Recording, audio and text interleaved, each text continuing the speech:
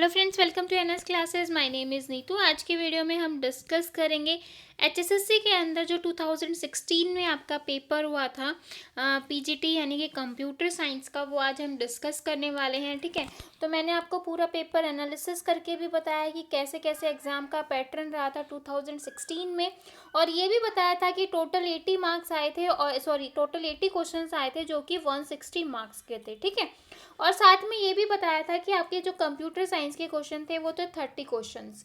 तो आज की वीडियो में हम कंप्यूटर साइंस के जो 30 क्वेश्चन आए थे उनको डिटेल में देखने वाले हैं।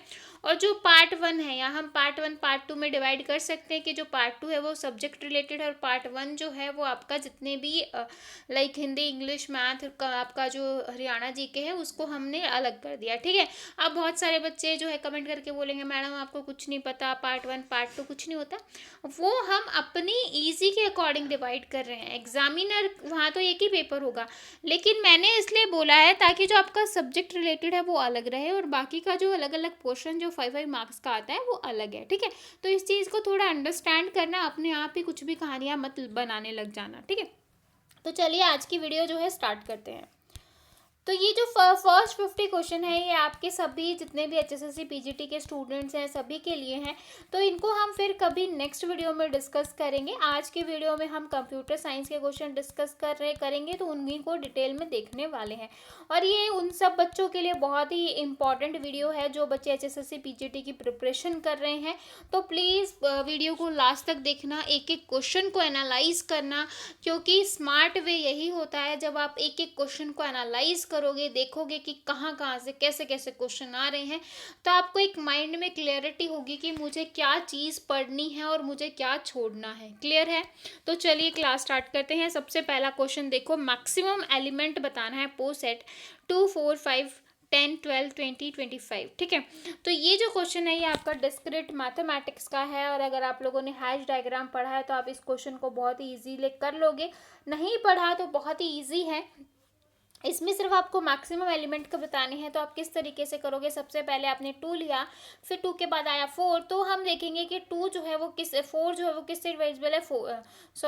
2 जो है वो 2 को हम 4 से डिवाइड कर सकते हैं। उसके बाद आया 5 जो है डिवाइड नहीं होगा, डिविजिबल नहीं है, तो इसको मैंने क्या कर दिया, साइड में रख दिया। अब आया 10 को जो 10 है वो 5 से डिविजिबल है, तो मैंने इसको 10 को 5 के ऊपर रख दिया। अब देखो 12 आया, तो 12 जो है 4 से डिविजिबल है, तो मैंने इसके ऊपर रख दिया।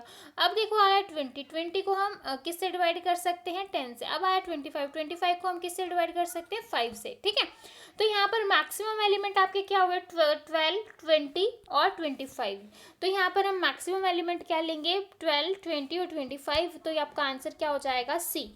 ठीक है, ये हैश डायग्राम है, इंपॉर्टेंट सब टॉपिक है। अगर आप लोगों ने नहीं किया है तो प्लीज़ कर लो। अगर आपको फिर भी कोई डाउट आता है, इन क्वेश्चंस को हम ऐसे ही करते हैं, देखते हैं कि कौन सा किससे डिवाइड हो रहा है, और उसके अकॉर्डिंग जो सबसे ऊपर जो मैक्सिमम एलिमेंट आपको दिखेंगे वो जो आपका आंसर होगा। ठीक है, अब नेक्स्ट क्वेश्चन देखो, 52 question, the subset relationship define on a power set. Power set में आप किस तरीके से रिलेशंस डिफाइन करते हो, तो अभी हमने देखा एक ऑर्डर में सेट करते हैं, है ना, रिफ्लेक्सिव, सिमेट्रिक, ये सारी चीज़ें तो अलग हैं, ये भी होता है, लेकिन ये सब चीज़ें अलग है। इक्विवेलेंस रिलेशन, इररिफ्लेक्सिव और ट्रांजिटिव, ये सारे अलग होते हैं। रिफ्लेक्सिव रिलेशन हो गया आपका, ट्रांजिटिव हो गया, सिमेट्रिक हो गया, और ये तीनों ही हो तो आप उसको इक्विवेलेंस रिलेशन कहोगे। ऐसा होता है ना, अगर आपने मैथ्स पढ़ा है तो यहाँ पर पावर सेट की बात करें तो पावर सेट अभी हमने देखा लास्ट में हम ऑर्डर्ड रिलेशन कर रहे हैं, तो यहाँ पर आपका क्या आ जाएगा, पार्शियल ऑर्डर रिलेशन।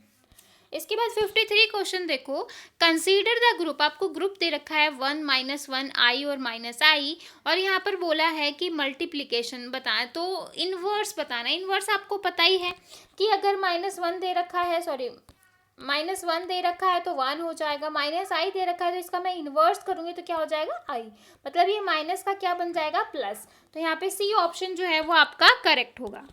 54 क्वेश्चन देखो, the range of integer that can be represented by the 32-बिट computer using 2's complement to represent integer.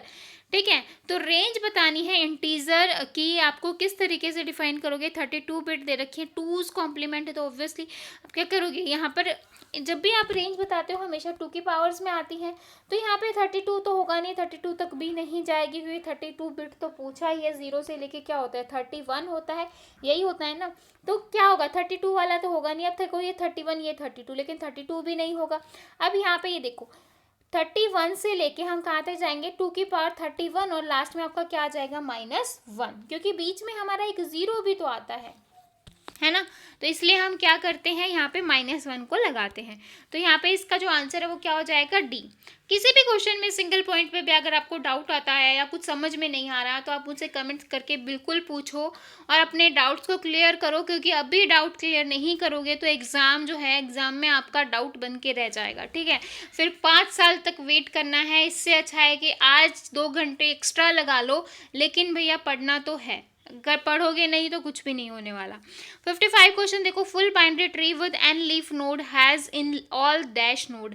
तो मैंने ये क्वेश्चन भी आप लोगों को करवा रखा है कि इस तरीके से हमारे पास एक बाइनरी ट्री है, मैंने ये ले लिया, ठीक है। अब यहाँ पे बोल रहा है कि लीफ नोड जो है वो n है, तो n यहाँ पर लीफ नोड मेरी कौन सी है 1 2 3 4, टोटल लीफ नोड मेरे पास कितनी हो गई 4। अब ये बोल रहा है कि हैज़ ऑल नोड, मतलब n लीफ नोड है, तो बाकी जो नोड है वो कितनी होंगी। अब ऊपर वाली नोड देखो इंटरनल, अब 2 ही नोड होती है, एक इंटरनल नोड होती है और एक होती है या लीफ नोड, हम जिसको बोलते हैं चाइल्ड बोलते हैं, ठीक है। तो बाकी जो नोड बची वो कितनी हो गई 3, तो n-1। अब बोल रहा है टोटल नोड कितनी है। अगर यहाँ पे 2 तरीके से क्वेश्चन आ सकते थे, ये तो लीफ टोटल फुल मतलब ऑल नोड की बजाय पूछ सकता था इंटरनल नोड कितनी होंगी, ठीक है। तो अगर इंटरनल नोड पूछता तो आपका आंसर होता है n-1। अब यहाँ पे सारी नोड पूछा है, तो लीफ नोड हो गई n और इंटरनल नोड हो गई आपकी n-1, तो टोटल हो जाएंगे 2n-1। तो यहाँ पे आपका आंसर आ जाएगा ए। क्लियर है, ये आपकी लीफ नोड होंगी, ये आपकी इंटरनल नोड होंगी, और इन दोनों को प्लस कर देंगे तो आपकी टोटल जितनी भी नोड हैं एक ट्री के अंदर वो आ जाएंगी। तो लीफ नोड थी 4 और n- यानी कि इंटरनल नोड थी 3, तो टोटल कितनी थी 7। तो इस तरीके से अगर आपको समझ में नहीं आता तो ट्री बना के देखो। ट्री में देखो चाइल्ड नोड होगा, इंटरनल नोड होती है, बस उन्हीं सबको कंबाइन करना है। किस तरीके से कंबाइन करना है वो आपने देख ही लिया। तो यहाँ पे इसका आंसर क्या आ जाएगा ए। 56 क्वेश्चन देखो, in full complete binary tree the other root have degree. Degree की बात कर रहे हैं, आप सबको पता है 0 या 2 या फिर 1 2 इस तरीके से हम करते हैं। तो यहाँ पे फुल कंप्लीट बाइनरी ट्री की बात कर रहा है, तो यहाँ पे इसका आंसर क्या आएगा बी। 57 क्वेश्चन देखो, if for a real continuous function F X F A B is less than 0 then F X has dash in A B. तो क्या होंगे इवन नंबर ऑफ रूट्स होंगे, तो आपका आंसर आ जाएगा डी। 58 क्वेश्चन देखो, palindrome can not be recognized by. Palindrome क्या होता है, पैलिंड्रोम आपको पता हो क्या होगा तो कोई मुझे कमेंट के सेक्शन में बताना। बहुत ही इजी टर्म्स है पैलिंड्रोम क्या होते हैं। तो यहाँ पे बता रखा है कि कौन से इससे रिकॉग्नाइज नहीं होता। तो ये जो क्वेश्चन है ये आपका TOC से है, थ्योरी ऑफ कंप्यूटेशन से। तो आपको पहले पता होना चाहिए ये आपकी चॉम्स्की हिरार्की होती है, जिसमें आपकी सबसे पहले होती है रेगुलर ग्रामर, ठीक है। ये होती है रेस्ट्रिक्टेड और बाकी जो है अनरेस्ट्रिक्टेड आ जाएगा। मतलब इसमें इसके ऊपर काफ़ी सारी रेस्ट्रिक्शन होंगी, फिर इसमें कम होंगी, फिर इसमें कम होंगी, लास्ट वाली में बिल्कुल ही कम होंगी। और इस लैंग्वेज को टाइप 3 भी बोलते हैं। तो ये क्वेश्चन भी आ सकता है कि रेगुलर ग्रामर जो है वो कौन सी टाइप होगी, ठीक है। तो इस तरीके से आपको क्वेश्चन देखने को मिलेगा। रेगुलर ग्रामर के बाद आपकी कॉन्टेक्स्ट फ्री ग्रामर आएगी, फिर सेंसिटिव आएगी और फिर आएगी आपकी अनरेस्ट्रिक्टेड ग्रामर, या फिर हम इसको बोल सकते हैं, इसको हम क्या कह सकते हैं भाई, ठीक है। इसके अंदर हम ट्यूरिंग मशीन वगैरह आ जाती है, ट्यूरिंग मशीन की प्रॉब्लम को सॉल्व करते हैं, तो वही हमारा जो है टाइप 0 में आती हैं। तो ये क्लियर है आपको। तो जो आपका टाइप 3 है उसके अंदर हम पैलिंड्रोम के प्रॉब्लम को सॉल्व नहीं कर सकते हैं, तो वही FSM यानी कि फाइनाइट स्टेट ऑटोमेटा, जिसको हम रेगुलर ग्रामर भी बोलते हैं, जिसके अंदर NFA और DFA आता है। तो यहाँ पे आपका आंसर हो जाएगा ए। PDA जो है वो आपका कॉन्टेक्स्ट फ्री ग्रामर में आता है। ट्यूरिंग मशीन आपकी अनरिस्ट्रिक्टेड में आ जाएंगी। पोस्ट मशीन तो यहाँ पर कुछ है नहीं, ठीक है। तो यहाँ पे आपका आंसर आ जाएगा ए। अब यहाँ पे देखो ये रेगुलर ग्रामर होती हैं जो एक्सेप्ट की जाती है फाइनाइट ऑटोमेटा के तो अब मैंने जैसा बताया एफएसएम जो होता है वो फाइनाइट ऑटोमेटा होता है। टाइप 2 जो होती है वो कॉन्टेक्स्ट फ्री ग्रामर होती है जिसमें पुश डाउन ऑटोमेटा होता है यानी कि पीडीए होता है।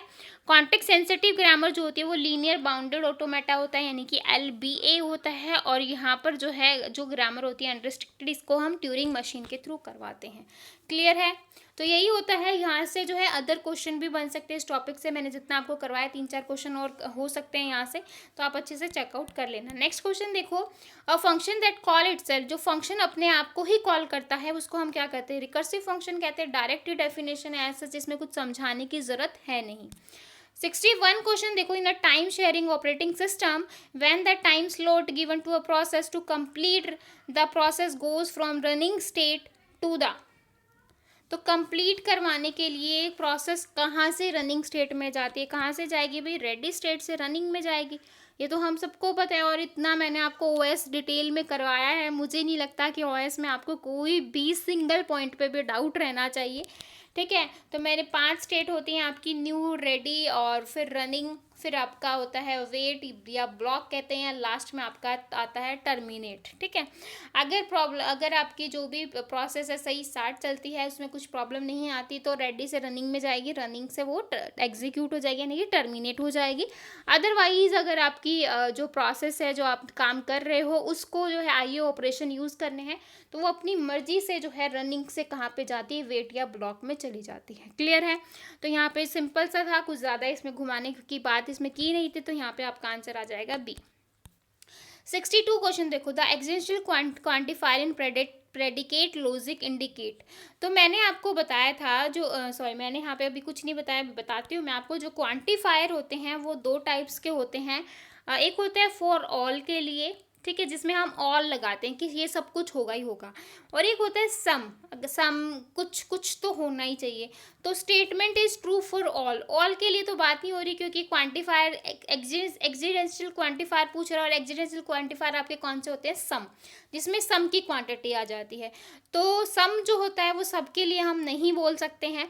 बी देखो, statement is true for at least one, मतलब जो स्टेटमेंट है वो ट्रू होगी, कम से कम एक के लिए तो होगी, मतलब कुछ तो होगा, तो एटलीस्ट वन तो आपका होगा ही। सी, फॉल्स की बात ही नहीं हो रही है, फॉल्स यहाँ पर बात नहीं हो रही है, तो यहाँ पर ट्रू की बात हो रही है, वो कम से कम एक के लिए तो होगा ही, ज़्यादा के लिए भी हो सकता है लेकिन कम से कम मिनिमम जो है हम एक तो लेके ही चलेंगे, तो आपका आंसर आ जाएगा बी। 63 क्वेश्चन देखो, it is possible to express every boolean expression using, तो पॉसिबिलिटी बतानी है कि बुलियन एक्सप्रेशन जो है वो एक्सप्रेस किया जाए हर एक गेट से मैं सारे गेट बना सकूँ, सीधी बात ये है।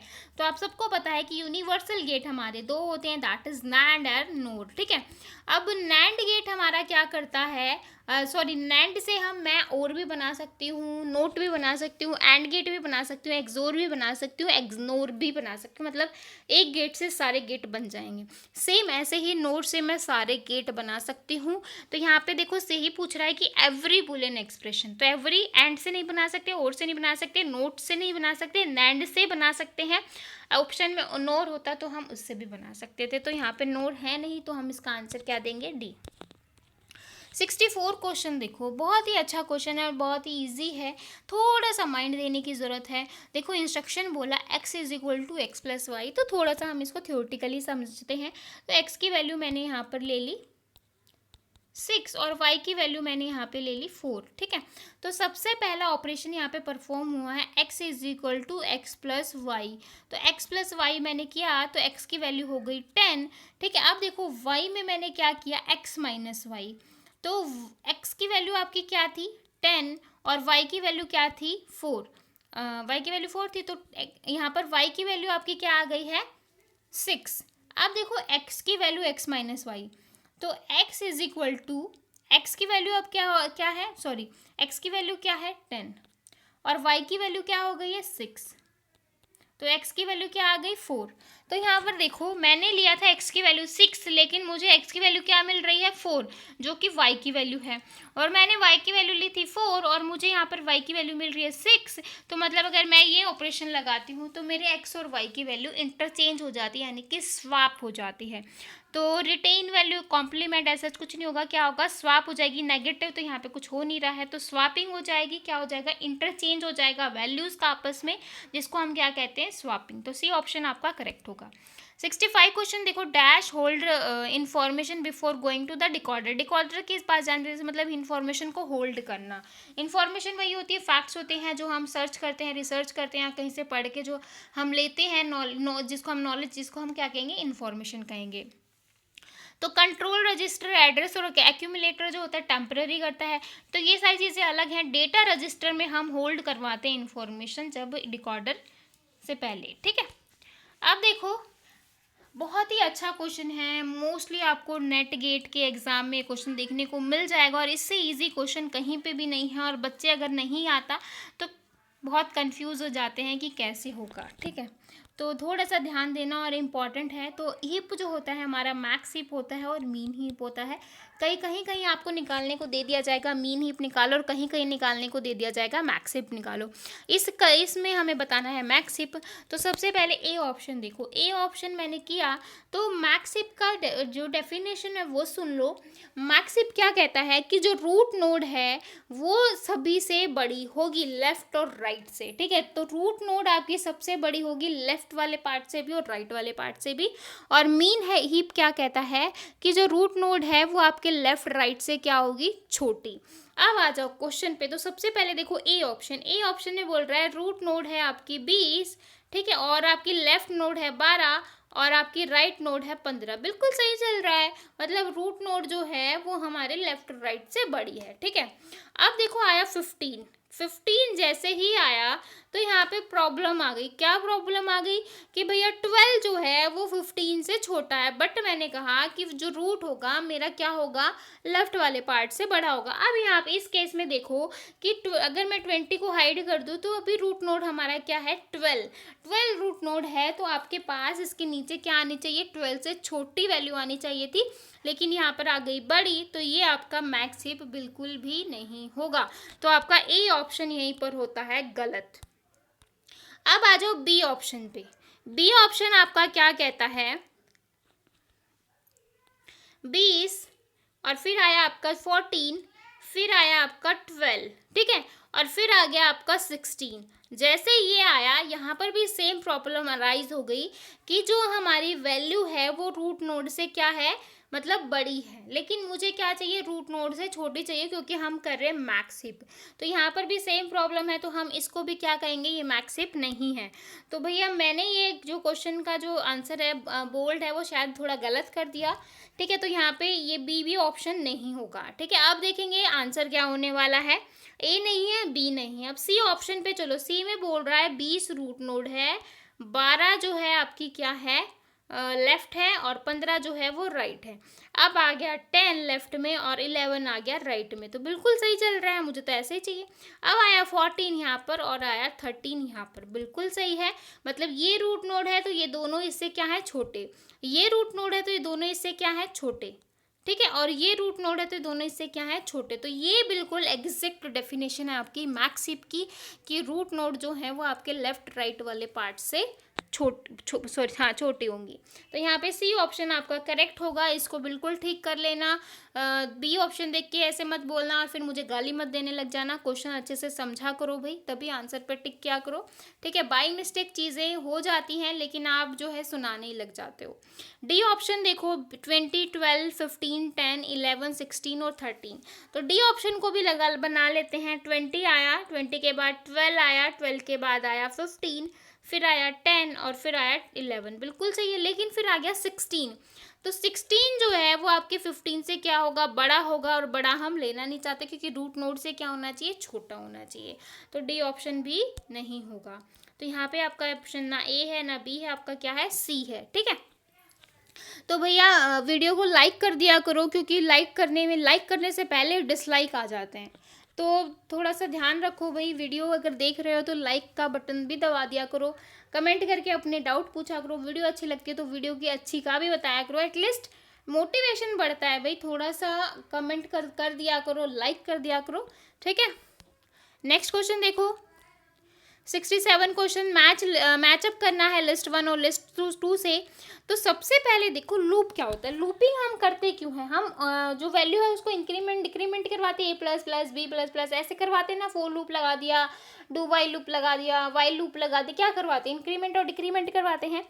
तो ऑटो इंक्रीमेंट और डिक्रीमेंट के लिए हम क्या लगाएंगे, लूप का यूज करेंगे। तो ए फर्स्ट का सी, ठीक है, सॉरी सी का है फर्स्ट, तो दो ऑप्शन करेक्ट है सी और ए, तो बी और डी एलिमिनेट हो गए।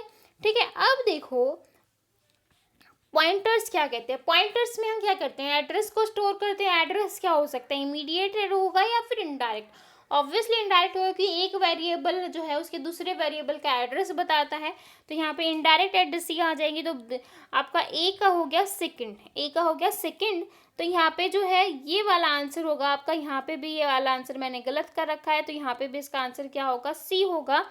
और कांस्टेंट आपके क्या होते हैं, इमीडिएट एड्रेसिंग होंगे, तो यानी कि आपका आंसर होगा ए का सेकंड, बी का थर्ड और सी का फर्स्ट, बिल्कुल सी, यस, तो इसका आंसर होगा सी। 68 क्वेश्चन देखो, बिग ओ एस्टिमेट की बात कर रहा है और हमें बताना है कि पावर कितनी होगी। तो आपको एक चीज़ याद रखनी पड़ेगी, जैसे इस टाइप के क्वेश्चन आते हैं जो सबसे बड़ी पावर होती है वही आपका आंसर होगा। तो यहाँ पे x की पावर 3 है, तो आप यहाँ पे क्या दोगे, ऑर्डर ऑफ x ऑफ 3, तो यहाँ पे बी ऑप्शन आपका करेक्ट होगा। 69 क्वेश्चन देखो, string are character array the last index to contain null terminated character. तो इसमें से हम कौन सा लेते हैं जिसमें हम क्या करते हैं, नल कैरेक्टर के लिए लेते हैं, स्ट्रिंग के नल कैरेक्टर के लिए। ठीक है, तो स्लैश टी हम क्यों यूज़ करते हैं, गैप के लिए। किसी भी चीज़ में मुझे गैप देना है तो मैं क्या यूज़ करूँगी, स्लैश टी का। स्लैश एन लेते हैं न्यू लाइन के लिए कि मुझे न्यू लाइन लेनी है। स्लैश जीरो लेते हैं नल करेक्टर स्ट्रिंग के लिए, किसमें, स्ट्रिंग में नल करेक्टर को करवाने के लिए, कंटेन करवाने के लिए। तो यहाँ पे सी होगा, स्लैश एन वन कुछ भी नहीं होता, तो आपका आंसर आ जाएगा सी। 70 क्वेश्चन देखो, sorting algorithm does not have worst case running time order of N square. Worst case running time बताना है, तो यहाँ पे देखो सॉरी, इंसर्शन शॉर्ट का वर्स्ट केस होता है ऑर्डर ऑफ एन स्क्वायर। ठीक है, ये आंसर नहीं है भाई, गलती से हो रखा है शायद मुझसे। तो इंसर्शन शॉर्ट का क्या होगा, worst case scenario order of N square. Quick sort का होता है ऑर्डर ऑफ एन स्क्वायर, और बबल शॉर्ट का होता है ऑर्डर ऑफ एन स्क्वायर। तो तीनों ही एन स्क्वायर आप बोल रहे हैं, कौन सा ऐसा नहीं है जो ऑर्डर ऑफ एन स्क्वायर ना हो। तो मच शॉर्ट का जो होता है टाइम, वो क्या होगा, order of N log N, इसका एन स्क्वायर नहीं होता, तो यहाँ पे इसका आंसर क्या आ जाएगा, बी, यानी कि मच शॉर्ट। 10 क्वेश्चन रह गए हैं भाई, 20 क्वेश्चन हमारे कंप्लीट हो चुके हैं। 71 क्वेश्चन देखो, hexadecimal equivalent of octal number 377 is. अगर आपका हेक्साडेसिमल में ये वाला क्वेश्चन ना आए, ऐसा तो हो ही नहीं सकता, एक दो क्वेश्चन आपको बिल्कुल मिलेगा और इससे इजी क्वेश्चन हो भी नहीं सकते। तो ऑक्टल से हेक्सा में चेंज करना है, ठीक है। तो 377 है, 377 को मैं क्या करूँगी, बाइनरी रिप्रेजेंटेशन करूँगी, 0111111, ठीक है। तो इस तरीके से हम लिखते हैं। अगर आप लोगों ने नहीं देखा कि किस तरीके से लिखते हैं, ट्रिक के साथ भी बता रखा है, आप प्लेलिस्ट चेकआउट कर सकते हो डिजिटल की। तो 4 की पेयर बना दो भाई, हेक्सा है तो 4 का पेयर क्या होगा, एफ, और ये भी क्या होगा, एफ। तो यहाँ पे आपका आंसर आ जाएगा ए। 72 क्वेश्चन देखो, Boolean operator for logical. Boolean operator में किस लॉजिकल ऑपरेटर को किस तरीके से एक्सप्रेस करते हैं, किस तरीके से करेंगे, डबल एम्परसेंट के साइन से। अगर यहाँ पर और की बात आए तो और को करेंगे ये वाला साइन और एंड को करेंगे ये वाला साइन, ठीक है। 73 क्वेश्चन देखो, dash algorithm is a public encryption algorithm. Public जो एनक्रिप्शन एल्गोरिथम होता है वो कौन सा होगा, यहाँ पे scissor cipher, DES, AES, knapsack problem, ठीक है। तो यहाँ पे आपका कौन सा होगा, बी ऑप्शन जो है वो आपका करेक्ट होगा। 74 क्वेश्चन देखो, data dictionary is a special file that contain. Data dictionary जो होती है वो कौन सी फाइल कंटेन रखती है, name of all fields in the file, data types of all fields in all file, width. तो डेटा डिक्शनरी में हम फाइल का क्या कंटेन कर सकते हैं, नेम करते हैं, कौन सा डेटा टाइप है और कौन सी उसकी विड्थ क्या होगी, तो ये सारी चीज़ें करते हैं। तो आपका आंसर क्या होगा, ऑल ऑफ दीज। 75 क्वेश्चन देखो, एनक्रिप्शन एंड डिस्क्रिप्शन की रिस्पॉन्सिबिलिटी किसकी होती है, नेटवर्किंग का क्वेश्चन है, बहुत ईजी क्वेश्चन है और इतना ज़्यादा डिटेल में मैंने करवा रखा है। तो अगर आपको लेयर्स याद नहीं है तो मैंने आपको बताया था, आज फिर से टेस्ट नहीं देना पड़ेगा, आज फिर से टेस्ट नहीं देना पड़ेगा। ठीक है, तो application layer, presentation, session, transport, network, data link layer और फिजिकल लेयर, तो ये होती हैं आपकी 7 लेयर। और एनक्रिप्शन और डिस्क्रिप्शन हम करवाते हैं प्रेजेंटेशन लेयर पे। फिजिकल लेयर जो होती है वो बिट चेंज करवाती है। ठीक है, मीडियम डिसाइड करती है कि कौन से मीडियम के थ्रू जाना है। एप्लीकेशन लेयर जो होती है यूज़र को डेटा प्रोवाइड करते हैं, प्रोटोकॉल यूज़ करते हैं लाइक FTP, SMTP, ये सारे यूज़ करते हैं। नेटवर्क लेयर पे हम राउटिंग डिसाइड करते हैं कि कौन से रूट से हमें जाना है। तो ये सारी चीज़ें हम इस तरीके से करते हैं। और एनक्रिप्शन और डेटा का डिस्क्रिप्शन होता है प्रेजेंटेशन लेयर पे। 76 क्वेश्चन देखो, data structure is used for in recursion. तो रिकर्जन जो होती है वो बहुत ही मेन एप्लीकेशन है स्टैक की। स्टैक होता है last in first out, Q होता है आपका फर्स्ट इन फर्स्ट आउट। ठीक है, तो रिकर्जन हम यूज़ करते हैं स्टैक के अंदर। 77 क्वेश्चन देखो भैया, अभी हमने किया था लास्ट कुछ दिन पहले, 4 दिन पहले। नंबर ऑफ टपल्स, टपल्स आपके क्या होते हैं भाई, रो, और आपके एट्रीब्यूट क्या होते हैं, कॉलम। ठीक है, अब नंबर ऑफ टपल्स और नंबर ऑफ एट्रीब्यूट की बात हो रही है। तो नंबर ऑफ टपल्स आपकी होती हैं कार्डिनलिटी और नंबर ऑफ एट्रीब्यूट होते हैं डिग्री। बहुत ही इंपॉर्टेंट और आपको पता होना चाहिए ये चीज़ें। तो आपका बी ऑप्शन जो है यहाँ पर करेक्ट होगा। 78 क्वेश्चन देखो, relation is dash if every field contain only atomic value. सिर्फ मतलब क्या हो रहा है, सारी की सारी एटॉमिक वैल्यू होंगी। और ये किस में होती है, फर्स्ट नॉर्मल फॉर्म में। ये वाला जो है मैं डिटेल में करवा चुकी हूँ। तो फर्स्ट नॉर्मल फॉर्म में आपकी होती है एटॉमिक वैल्यूज। 79 क्वेश्चन देखो, attribute of one table matching the primary की ऑफ अनदर टेबल। 2 टेबल्स की बात हो रही है, मैंने आपको बताया था 2 टेबल होती हैं और उसमें से हम क्या करते हैं, प्राइमरी की को एक का रेफरेंस लेके हम काम करते हैं। ठीक है, तो ये वाली चीज़ होती है आपकी फॉरेन की के अंदर। किस में होती है, फॉरेन की में। तो आपका आंसर आ जाएगा ए। और ये वाला क्वेश्चन देखो, which of the following will declare a pointer to an address and integer at address in the memory. क्या एड्रेस होगा इसमें का, हमें ये बताना है। ठीक है, तो यहाँ पे देखो मैंने क्या किया, एक पॉइंटर को इनिशलाइज किया, डिक्लेयर करवा दिया, और फिर मैंने उसमें क्या किया, एक वैल्यू को रख दिया। ठीक है, बी ऑप्शन देखो, मैंने क्या बताया, एक पॉइंटर में एड्रेस बताया, किसका, इसका। तो भैया मुझे तो ऐसा कुछ नहीं है कि मुझे इसका एड्रेस बताना है।